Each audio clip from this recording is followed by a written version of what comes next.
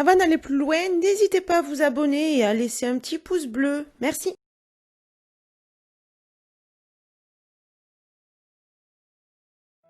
On se retrouve enfin pour la deuxième partie du spiritisme qui m'a demandé énormément de temps. Mais bon, faut ce qu'il faut. Donc pour faire un petit résumé de la partie numéro 1, on a appris dans cette partie que le spiritisme est né aux États-Unis grâce au Sir Fox en 1847. Il est importé en Europe en 1852, d'abord en Angleterre puis en 54 en France, notamment à Lyon. Il est récupéré par Allan Kardec. On a vu qu'au 19e siècle, c'était une période où on voulait tout expliquer par la science, où tout était prouvable, tout était explicable. On a même cherché à peser l'âme des personnes. Cependant, en 1917, le pape met son veto et interdit le mouvement. L'Église catholique s'oppose à la réincarnation et donc à l'au-delà. Ah bon ?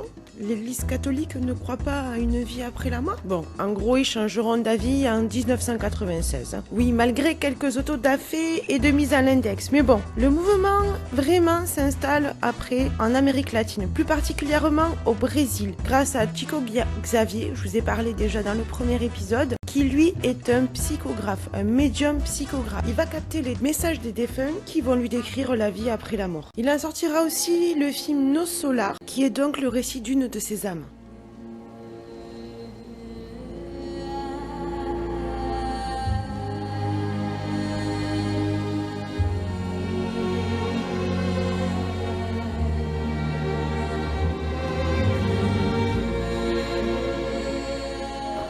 Vous remarquerez, j'ai fait aucun spoil. Bon, pendant ce temps-là, le phénomène continue à se développer aux États-Unis, d'où il est parti en 1847. Donc, repartons aux États-Unis. Vous comprenez bien que le spiritisme est vraiment un phénomène international. On revient au point de départ. Donc, nous voilà dans les années 60, avec l'enregistreur à bande. Je vous en ai parlé un petit peu dans la partie numéro 1. Alors, il faut savoir qu'on a enregistré, du moins on a tenté d'enregistrer les premières voix d'outre-tombe grâce à Thomas Edison, oui, le monsieur qui a inventé l'ampoule. Bon, il a inventé l'ampoule, ça a super bien fonctionné. Il a inventé aussi le phonographe. Cela permettait d'enregistrer les voix, les musiques, les chansons sur des cylindres. Des cylindres en métal ou en cire. Malgré son invention originale et ses multiples tentatives, il ne réussira pas à enregistrer véritablement de voix d'outre-tombe, de voix d'au-delà. Son expérience se conclura donc par un échec. Il faudra attendre les années 60 et les premiers enregistrements du cinéaste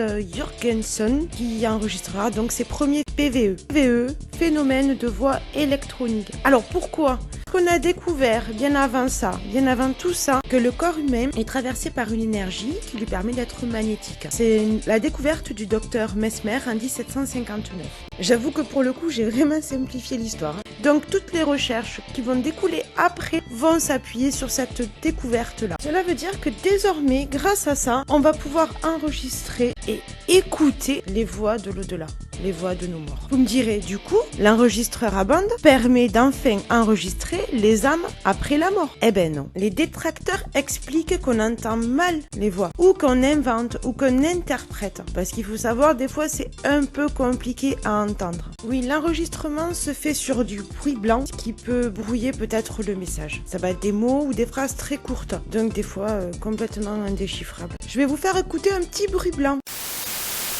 On est d'accord, hein, c'est vraiment pas agréable. Donc vous comprenez bien pourquoi c'est difficile d'entendre les voix d'outre-tombe sur le bruit blanc. Vous allez me dire, parti comme c'est parti, on va jamais réussir à prouver quoi que ce soit. Oh là là là, attention, j'ai jamais dit ça. Il y en a encore aujourd'hui qui continuent à chercher. Ce ne sont plus des spirites, comme au 19e siècle, ou au début du 20e, mais ce sont des enquêteurs du paranormal. En fait, ils utilisent les mêmes outils que les spirites, la table Ouija, le pendule, les baguettes de sourcier, pourquoi pas. Et ils ont rajouté à leur technologie, à leurs outils, l'enregistreur à bande, la caméra. L'appareil photo, bien sûr, reste un classique du genre. Bien entendu, il va connaître des améliorations, des perfectionnements. Les années 90, maintenant, ont été aussi un tournant, avec une avancée technologique, issue de la recherche spatiale et militaire. C'est aussi dans ces années-là qu'on va revoir venir le phénomène sous une autre forme, en Europe et en France, entre autres, mais aussi en Chine, dans les pays asiatiques. Le 21e siècle n'est pas la fin de ce mouvement. Certes,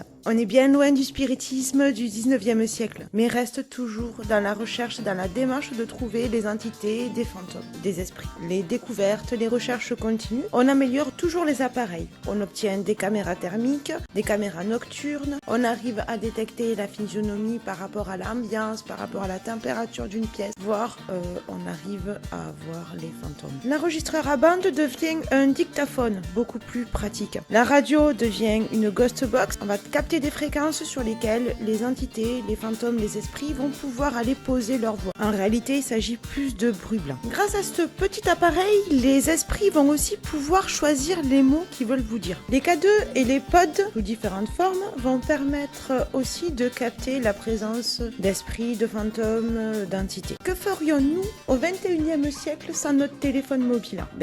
Faut savoir qu'aujourd'hui, il y a même des applications que vous pouvez télécharger pour mettre sur votre téléphone et jouer aux chasseurs de fantômes. Pour ceux qui aiment le paranormal, je conseille sur YouTube, vous en avez pléthore de chasseurs de fantômes, d'enquêteurs du paranormal, mais je vous en conseille un en particulier que j'apprécie, qui s'appelle le Paranormal du 24 ou encore Paranormal Vox. Bref, vous en trouverez quelques-uns vraiment sur YouTube. Donc faites-vous plaisir et n'hésitez pas à laisser un commentaire.